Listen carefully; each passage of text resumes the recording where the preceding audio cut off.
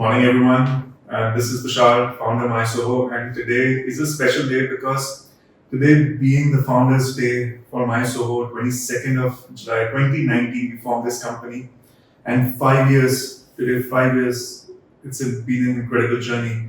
And our guest really complements that because we have Rishi Bhatnagar with 25 years of experience, alum of University of Mumbai, Harvard, and now running his own startup with a pedigree of working with Oracle, Capgemini, L&T, and so much under your belt.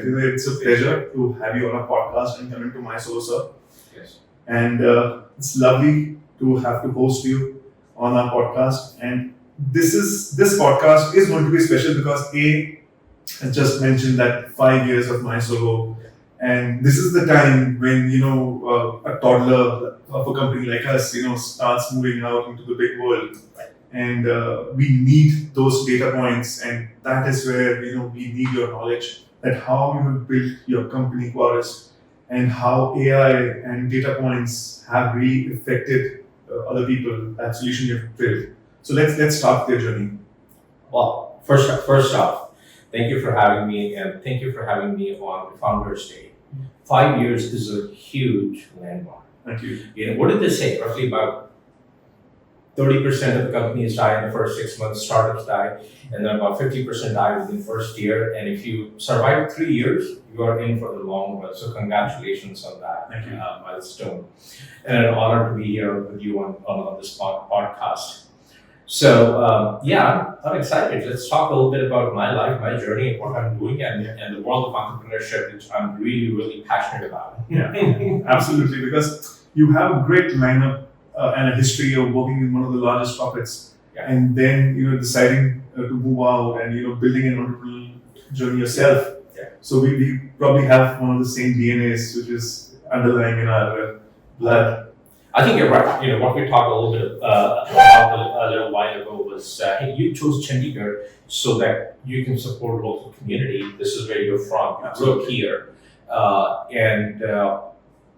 and not just that. You want to support entrepreneurs and have your own business, but also balance it with the quality of life. Absolutely. Interestingly, my story is similar. I grew up in Bhopal, a mid-sized city here, and now I live in Charlotte, North Carolina, which is a mid-sized city in the U.S. The city has shown tremendous growth over the last 10, 15 years, 16 years that I've been in Charlotte, North Carolina. But it has also offered us a great quality of life, right? Sure, do I miss the high energy of startup culture? Do I miss the advice of venture capitalists that somebody would get in the valley? I do. But I think if you take an overall view, your DNA and my DNA is kind of very similar. So excited about that. I completely agree because at the end of the day, it's all about how we develop an ecosystem. And we've been glad that we have an ecosystem enabler. Yeah. And this brings us pride that because of us, we are able to plug in so many other businesses and increase the possibilities. And that is where your business also, with your technology and with your data and AI insights, so many companies are able to make decisions for their sales and consumers much faster. So let's touch base on that. Yeah, absolutely. So as we were talking about background, my journey is a journey of failures. Or complaints, if you will. So I'm an engineer by design, by education. I worked for Larsen Toubro for 2 years, and then I got like, oh my God, there's something more than this than what I'm doing in shop floor. And just at random, I applied for MBA program literally on the last day because my roommates were, and then went on to wanted to major in marketing. Because marketing and sales were kind of synonymous terms in India way back in 1990s. Halfway through my MBA, and I was like, marketing is great, but Indian economy is opening up. So I should go for finance. So I changed my major into finance. And then I worked for Crystal Rating Information Services, picked up from my campus. Worked there for 2 years in Mumbai. And I was like, enough. I want to do something different. Ended up in Pune office, which is a freshly new office there. And a year into that, it's like, I'm bored, I want to do something else. I want to get experience of funds. So joined Global Trust Bank in Secunderabad. And 6-8 months later, it's like, oh man, there's something more to life. And then I got into, one of my advisors said, hey, Rishi, you're never happy with what you have. You're always looking for new challenges. Maybe you should become a consultant. And that was like 1996. And last 20, 30 years, I've been a consultant all along. So I see problems. We all see problems, if you will. We all get pained by it. And some of us choose to do something about it. Some of us choose to solve those problems. And even fewer than us have the grit to continue, even when you keep facing failures. You continue and keep fighting, and then you succeed. And that's the beauty of entrepreneurship. I believe everyone, somebody who works for a bank or an MNC or what have you, we are all entrepreneurs. We are wired to solve problems. But it's the grit that's needed to continue to, in face of adversity, you'll run out of cash. Your employees will quit. You cannot find the right people. Competition is going to come through and try and eat your lunch. How do you persevere through those challenges is really what defines success. Absolutely, I completely agree. Because so somebody asked me that if you can describe yourself in 2 or 3 words, what would you say? And initially, the first 5 seconds, usually what happens is people start describing the nature of jobs. But I realized that who am I actually? So the first thing came to my mind that I'm a troubleshooter. That yes, if there is a problem, I will try to solve it. Great. And then I have a tenacious mindset that I will not give up. I'll keep on it. So these are probably the basic DNAs of people who enter entrepreneurship, and so eventually keep on it until they find gold. Right. It's an interesting journey, and I would never give up on it. I mean, I can't imagine not being an entrepreneur, and that doesn't mean that I have to have my own business. All successful executives for large companies or small companies, they all are entrepreneurs in their own in their own way. Many times people say, "Oh, Rishi, you're an entrepreneur or a journey." It's like, no, you work for a bank, you've succeeded, and you are an entrepreneur because you're trying to solve problems with limited resources. There goes. That's the Constraint of resources is what defines you. So let's start with some interesting things. That from your education from Mumbai, as an engineer, you moved to US. When was that? So I graduated from NIT Bhopal for engineering and went to LNT, and then I went to University of Bombay for my MBA, and then I worked at Brazil, and then the bank, and literally I couldn't even spell IT. That was my background around IT, other than writing emails and Excel, which I loved.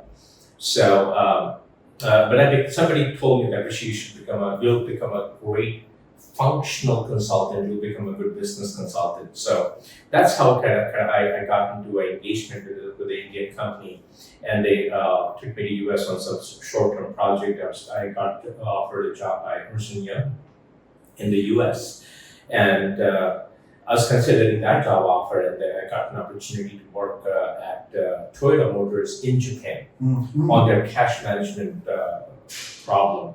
And I was like, Ernst & Young, Japan, Toyota Motors. When am I going to get an opportunity to work with Toyota Motors? So I picked Toyota Motors, and we lived in Nagoya for 6 months. This was late 1990s. Not easy to live in Japan at that time, so I spent about 6-7 months there. And my daughter was a little over a year old, and it was tough. So I called Ernst & Young. I was like, guys, I want to come back to you. Will you make me the job offer? And they did. So I moved to US with Ernst & Young. Back to the Valley? That was, no, actually, I was in the Valley, and then for some reason, I chose Cincinnati, Ohio, because my hiring senior manager and partner were based on Cincinnati, Ohio.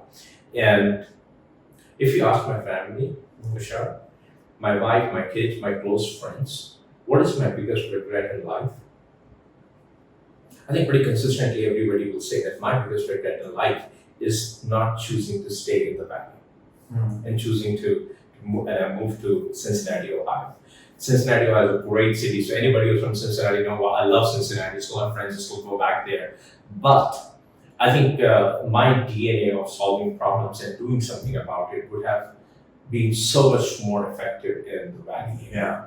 So that was, I mean, there was an option for me, but I chose to not pursue that.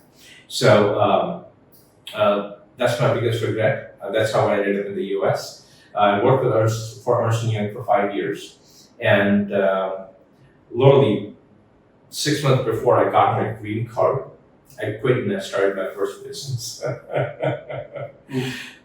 So two of my friends at Ernst & Young, we all decided to start up our first business 2004.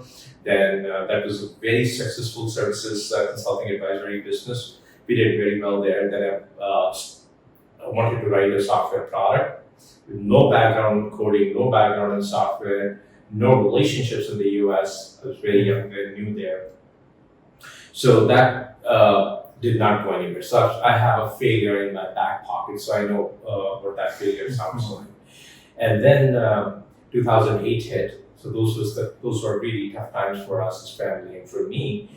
Transitioned back into services, managed that, and then formalized the services business around data advisory and consulting around 2013, 2014. Had a very, very good run with a lot of advanced analytics work before even the term data science was known and became du jour. 2017, 2018, 2019, one problem I continue to see in the data industry was companies were investing millions of dollars, and people were making good analytics, they were making good dashboards, they were solving good problems, churn problems and other marketing issues, but the adoption of data was very poor. Right? So we were building these decision analytics dashboards for executives. Did the executives ever come and look at the dashboard? Never, literally never. They looked at them once a month, once a quarter in a conference room when it was being projected. They would ask questions and that was it.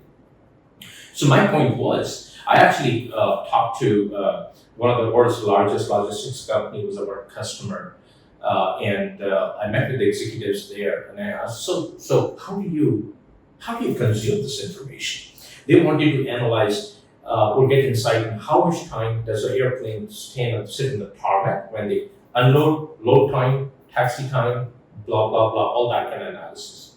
So it's like, how do you consume? And they said, whenever I need information, I call that guy or write an email to that guy. And I was like, man, there has to be a better way.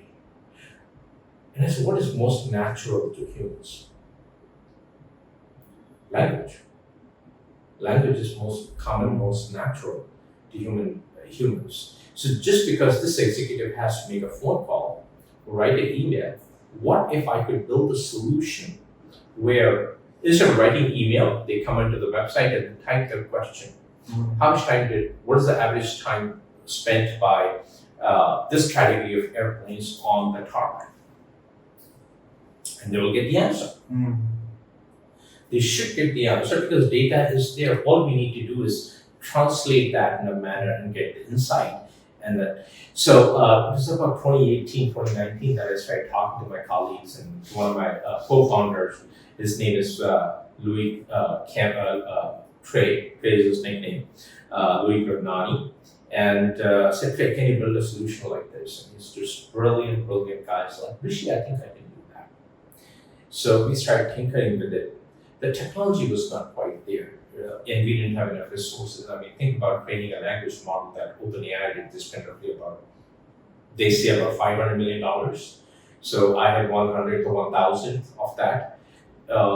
So the vision was there to solve this problem.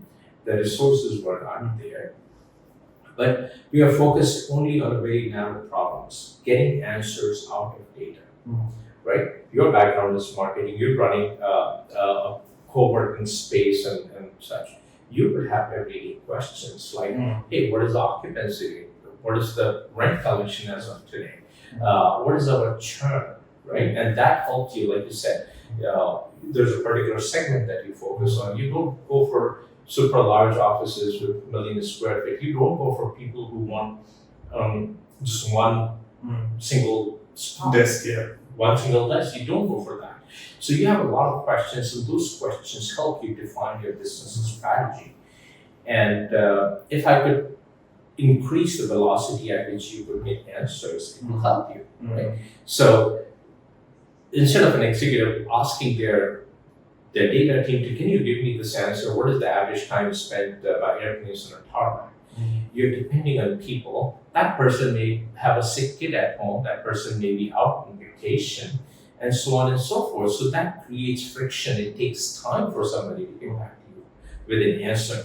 So what our system now, my current startup does is makes it easy for businesses to ask those questions, everyday questions, and more complex questions as well. So I really believe that if businesses can truly leverage data, there's a lot of value in it. But what is the definition of truly leverages? If there's friction, right, you won't do something. If it's super expensive to fly, if it's very difficult for you to get into an airplane, or the accident rate of flying was high, people won't be flying as much. So, long answer. But I completely agree. I agree if people get the opportunity to leverage this data, there's so much consumer behavior and company behavior which can be studied, and so much potential new strategy and decisions can be made possible, which will only increase the profitability and stability of any company. Yeah. But let me also tell you that I've been to the Valley thrice, and the energy, the table conversations really speak different. Yeah. On every coffee conversations, people are talking about business, about solutions, about how technology and consumer behavior is shifting. This insight and these conversations are eventually landing in our country as well. Now people are not discussing people. People are not discussing, things which are counterproductive. People are not discussing only shopping. Now, so this mindset is now engulfing into India.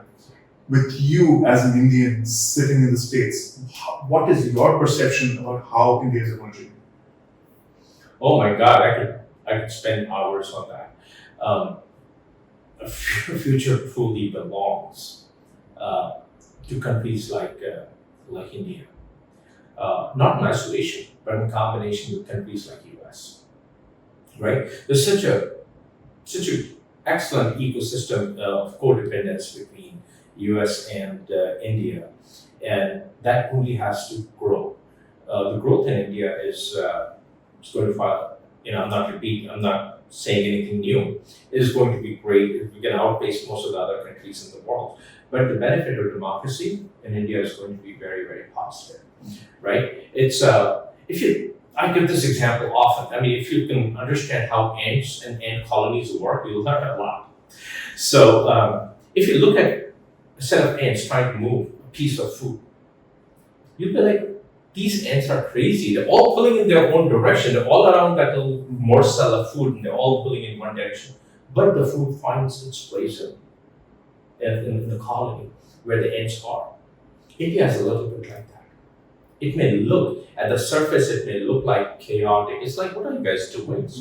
Everyone's got their own way, but we'll eventually get there. And if you look at any ecosystem of any animals, the most successful animals are, of course, human beings, and then ants. Ants are, there's some crazy statistics, like the total weight of ants far outpace the weight of all human beings in the world. Very successful. So a lot to be learned from there. The opportunities in the Indian market are very good. I've been coming to India quite often, and I've realized that the DNA with which Indian businesses want to do business is changing. For lack of a better way to explain, I don't want this to come the wrong way, is there used to be a very traditional thinking, because the economy size of the economy was low. It's like, let me get this thing and we'll see when we will pay to the pay to our vendors. But I see that shifting. People are investing in technology. They're looking at their vendor partners, not just as vendors. उसका product ले लो बाद में देखेंगे ऐसा नहीं. So I think that shift in mindset is very prominent. That enables growth. Otherwise, why would entrepreneurs start businesses? I think with the technology and the internet and the exposure, the education, all these multiple factors which are plugged into our ecosystem has developed our mindsets for partnerships.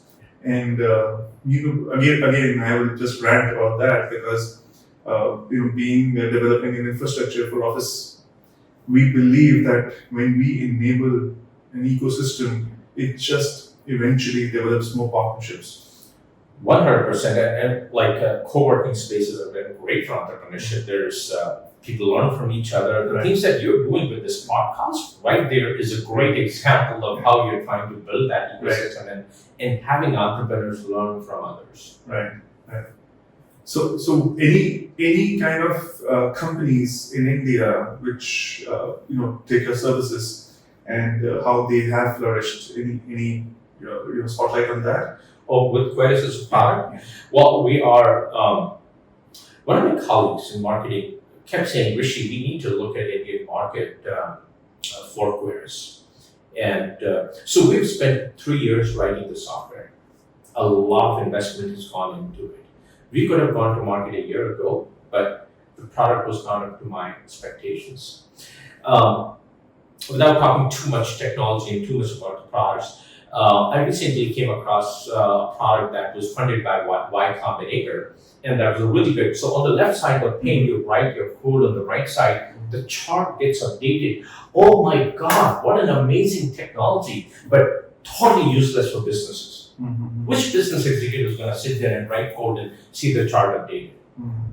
That's like 1990s. My idea is you write a question in natural language here, get the answer. Mm-hmm. But that is a complex problem to solve. It's very easy to build a solution where you write a code and you will get the answer. Mm-hmm. But the adoption is going to be terrible. So I wanted to build a product that takes a lot. Our product looks beautiful. It's 100% focused on how do I make this product as simple to use as an iPhone. That's the idea. Mm-hmm. No training required, no certifications required. Mm-hmm. The more certifications a product needs, the lower is the adoption. Pretty simple. So how do I make something so easy to use for people that they'll be like, everyone could use it? Mm-hmm. And that has taken us 3 revisions on our UI. Mm-hmm. It has taken 3 revisions. I made that investment because I wanted to make a great product that people will love to use, people will fall in love with. And we are seeing early success. So we started to go to market last 6 months. Now we are post revenue. Thank you for that. So this friend of mine, we were actually getting inbound requests from India, some from the largest name in travel. They reached out to us. The largest name in steel making reached out to us out of the blue that, hey, we need a solution like this. Mm-hmm. And we had no interest in Indian market. But because of these inbound leads, my marketing person said, hey, Rishi, we need to start looking at Indian market. So we just ran a simple campaign and some great conversations are coming out. I talked to a company, the concrete mixer company, the largest here in India apparently. They were like, we've been looking for a solution like this for ages. The gentleman there is a PhD from IIT Delhi. And he's like, I've been looking for a solution like this for 20 years, for 30 years. And I think there's excitement around it. We are very early. Literally, I've had just one conversation with this Indian company. It has a conscious outreach. I have one more conversations tomorrow with an infrastructure company, very large infra company. So we'll find out how receptive is Indian market for something which is so groundbreaking that in Indian market where people are perfectly okay to get an answer, hey, what is the gross margin on this product? Executives wait for 3 days, no big deal. Mm-hmm. How awesome will it be if they can get that answer in half a second? Yeah. Half a second. Yeah. So that's the power of what Quaeris can do. And I'm looking forward to to more conversations in India. Rishi, give us an insight that considering we as a business run an flexible office company, technically we are a part of real estate and we are a part of hospitality. Yeah. Now, considering that the real estate technology, or how we call that prop tech, there are gray areas where prop tech or solutions for prop tech have not been able to shine out, apart from technologies like in finance, in consumer behavior, in marketing, in influencer marketing. So there are technologies which have done brilliantly well. But in property, in real estate, there are gaps that the technology is not being able to focus on end-to-end solutions. How do you feel that a company like us would benefit with some technology and would make our base in a different light? Wow.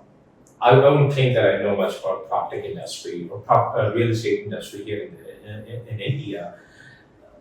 But I really feel that technology is such a great leveler, right? The haves and have-nots, they just come at the same level with technology. Number one. Number two, technology is great at eliminating the islands of decision making. So maybe this is an opportunity for you to think about software that can cut across these islands, right? So right now in the US, we are in conversations with a company that makes software for senior living communities, right? This gentleman who owned several senior living communities saw the need for a dedicated software in this space, so he's invested pretty heavily. I mean, those are the kind of people I love to hang out with. People invest in technology because they're convinced there's a problem to be solved, like you're thinking about it. So this gentleman invested in this company, and they are struggling with the same thing, that their consumers, meaning the property owners, people who own senior living properties, communities, they are not very data savvy. But who does not want to know answers to the business? What is my occupancy? What's my spend on Tylenol that I get? And so on and so forth. They talk to us about how can we improve the data adoption. So we started looking at that. And then, so what Quaeris is really a platform. It's a AI-driven platform that you can build apps on it. So it's a platform you can build apps on it. They asked us to, hey, Rishi, we need to build, let me share this, okay. So can we build an app using Quaeris to create bills and invoices? So our communities have 125 residents, they have to send 125 bills. We are kind of a true ERP, but we don't have that capability. And people are like, wow, that's interesting. A bill is really a report that needs to be filled out 125 times for each customer, and say, this is what you owe us, and send it out. So this is a problem that they would have spent a lot of time looking and talking to several vendors in that space. Some of them are their competitors or semi-competitors, but here now, and they could have taken months to make that decision, implement that decision, and test it out, and long-drawn contractual conversations. But with Quaeris, because they have that platform, they can quickly go out and build more applications. So a platform approach can be very beneficial. So maybe that's my 2 cents. If you could think about a platform that addresses the core fundamentals of what a software needs, and then be able to build applications. So somebody who is in pure co-working space, their needs could be slightly different. Somebody who's in, let's say, renting out beds in a hospital could be different, or renting out senior living space could be slightly different take, but fundamentally it's the same problem that you solve. But you can't walk into into, let's say, a paying guest, a large paying guest place, and say, oh, you guys are like senior living, you can use it. But the PG guy will say, no, I have 3 unique problems here to solve for that. So what you need to do is, it's the same ice cream, you have to, instead of putting vanilla flavor, you put chocolate flavor in it. And then people will be like, wow, this is the solution made for me. Something like that would be a good idea. So about Quaeris, when you have spent 3 years in perfecting your code, now if is there a specific client list that you cater to, or if any company who wishes to take up your solution, and how long does it take for you to adapt your solution according to them? So I'll answer the second part first. In the data space, it takes, so if you're a startup, you're an established company now, MySoho, congratulations, 5 years. And if you want to understand about your business and nature of customers and your 6 centers, 10 centers branded the US, right?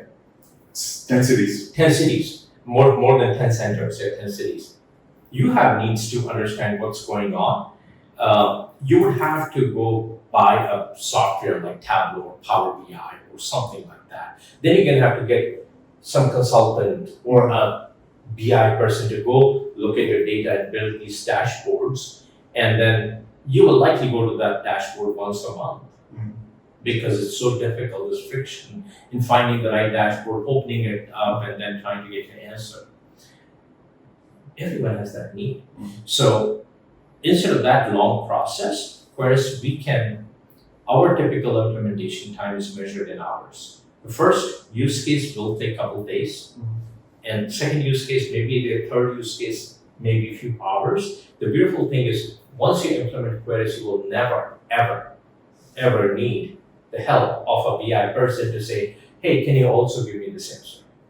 So you don't need to invest in people, you invest in technology once and be done. So therefore we brought the total cost of ownership down to maybe 20% of what a traditional BI tool would be. That's number one. So quick implementations, couple of hours. Number one. And the first part of your question was what? I forgot. That any particular industry you're catering to? Oh yeah, what industry? So we want to build a solution for CFO's offices. So we have a platform that many companies, large companies, are adopting the platform as it is because they want to build their own apps. We're working with a very, very large, think of one of the largest asset managers in the world. One of the largest. The size of assets that this company manages more than twice the economy of India. They're that big. That's phenomenal. Yeah. And their problem is that, hey, we cannot use a classical BI tool because it takes us 3 weeks to implement, and then we have to keep maintaining it. They're excited about Quaeris because we use AI to truly solve the problem for us. So these large companies will adopt the platform the way it is, and then for mid-market, for large other companies, we will manage the platform for that, and we will build applications. We need a reporting application? Sure. You want AP automation application? You can build it in Quaeris in no time, or we will pre-build, give it to you. You want a billing application? We can build it in Quaeris. You want a GL automation applications? Well, you can use Quaeris to do that. So essentially what we're doing is, if you look at a CFO's office, there are tens of point solutions. One is a BI solution, one is a reporting solution, one is AP automation, one is a contract lifecycle management solution, and so on and so forth. So instead of you, Mr. CFO, buying these 7, 10 point solutions and paying them, everybody having their own take on AI, instead of that, invest in Quaeris as a platform and build your applications, manage it at one place in a more effective manner. Yeah, it's a cohesive approach, and they're all married to each other. Yes, that's kind of the idea. So that's the segment we're going to go after. And then we don't need any BI. We're not going to need, because Quaeris will do that. Quaeris will also be reporting. You can collaborate on it. So one big, huge differentiator between us and a traditional tool is what? A traditional BI tool ends at the insight. Okay. You ask a question, hey, what is the occupancy across my 10 cities by center? Okay? And they will go take some time, give you the answer, and you end right there. The Inside. you end at the inside. Yeah. But you as a business owner, business executive, what do? That's your starting point. Yeah. That what the decision. What action you can actually take on, right? On that inside. Yeah. You can call the center manager and say, dude, your occupancy is low. What have you done? How many leads do you have? How are you converting? What kind of discount promotions are you running? Right? And if you are at 99%, 100% occupancy, why are we not having conversation of opening another center? So as a business unit, as an executive, your work starts at the inside. And that's the workflow Quaeris supports inherently. We enable that workflow for you to talk to people, to collaborate with people. You may have questions on contracts to, when are majority of my contracts expiring? Give me the date when all my contracts expire. You ask that question of a CFO, they will draw a blank. They will take weeks to get you that answer. With Quaeris, you can get that answer in a matter of minutes. If I have 100 contracts, tell me when are these contracts ending? You can get that answer in 2 minutes with Quaeris. And I want to prove that to anybody who's interested. How much value is that? There it is. Fantastic. Such insightful data points from you. And Rishi, let's play a quick game. I have a list of 50 questions. Oh my God, okay. They're going to be interesting, but not hard. So, you might shuffle these cards and pick any 5 random. Any 5 questions at Any the 5 end? random. All right. Why would shuffle them? Okay. Or probably whatever, however it was. Not very good cards, but okay. Any 5 and then Any 5. Pretty Okay. answer. It could be related to anything. Okay, you pick 2, I'll pick 2, or 3. Alright, I pick randomly these 2 for you. All right. Uno, dos, tres. The best way. All right. Cool. So now these 5 questions, I pass them to you. No, these are for yourself. Okay, for me. Yeah. You bring up and read Yeah, and you answer. can read them out loud and share your insight on them. Who do you want to interview and why? That's the first question. I would love to interview Leonardo da Vinci. And maybe Elon Musk is number 2 choice. These guys are brilliant people. Leonardo da Vinci was just, again, a problem seeker. And he would see patterns, just an amazing guy. One of the problems that not many people know, Leonardo da Vinci asked this question. When you look at a glass of wine, a sparkling wine, look at it from the top, and you see the bubble that rises, it doesn't rise in a straight line. It rises as a spiral. And his question was, why do these bubbles rise in a spiral? I mean, billions of glasses of soda is drunk every day. How many people ask this question? This guy asked that question in 16th century or 15th century. That problem was finally resolved last year. An explanation for that. Do you know that? I can't get into the physics of it. Yeah. But, I mean, what a crazy creative brain. Mindset, yeah. The mindset, right? Why are things happening? Curious. The guy with curiosity was to the nth level. He would dig out bodies and just want to know about everything. So just imagine how fascinating an hour with that person would be. How fascinating an hour, a day, a week, a month with that person would be. I would work for free for Leo. Great. Second question: any steps you have taken to conserve nature? Wow, that's a good question. I think the way I look at it is there are big bold steps and there are millions of small steps. Generally, what succeeds is millions of small steps taken by people, right? So I really believe that's something that I have ingrained into myself, that I'm supremely conscious. You'll oftentimes find me at home sorting stuff from the trash to the recycle. I will stick my hand and put it in the right place, walking with a coffee cup for 30 more seconds, for 2 more minutes to find the right place to drop it.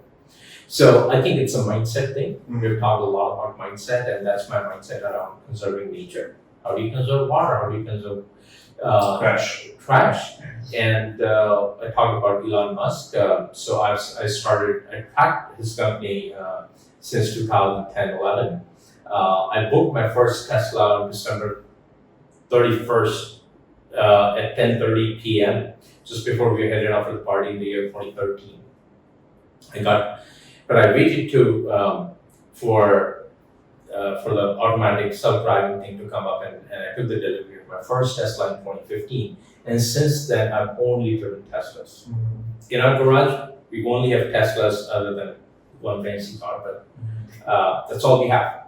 So it's my little contribution. I know there are people who say like, no, electric cars aren't great for nature, but that's my current understanding that they are good, and therefore I'm doing it. Tomorrow there's enough compelling evidence that electric cars have totally screwed up the environment. I will change my outlook. So that's my little contribution. I don't know if that answers. Well, I agree with your last line that we are ready to adapt. Yeah. So fair enough. Exactly. Continue to improve. Subtle luxury or loud noise? Absolutely subtle luxury. What was your first salary amount? Yes, 2,200 or 2,250 rupees per month with Larsen Toubro as a graduate engineer training. Best platform is social media. I'm biased because I spent a lot of time on LinkedIn. So I completely agree. Rishi, thank you so much for coming and for honoring us and being on this podcast and sharing your journey, sharing your insights and how technology can benefit companies.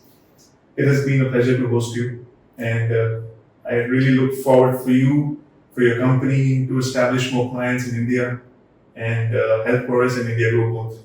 I'm into that. Thank you so much for having me. Thank you so much. Appreciate it. Thank you. Thank you, Sean. Bye. Thank you guys. Thank you guys.